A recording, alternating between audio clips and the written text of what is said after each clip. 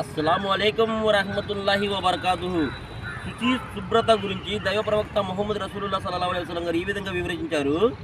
ఒకసారి దైవ ప్రవక్త గారు రెండు సమాధుల మధ్య నుంచి నడుస్తూ ఆ రెండు సమాధుల వాసులు శిక్ష అనుభవిస్తున్నారు. ఈ శిక్షకు పెద్ద కారణం ఏదీ లేదు. వారిద్దరిలో ఒకడు మూత్రం చుక్కలు ఒంటిపై పడకుండా జాగ్రత్త వహించేవాడు కాదు.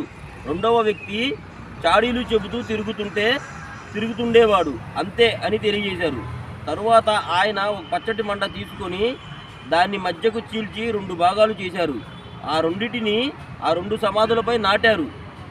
దైవ ప్రవక్త గారి అనుచరులు ఈ విధంగా అడిగారు, దైవ ప్రవక్త గారు మీరు ఇలా ఎందుకు చేశారు అని అడిగారు.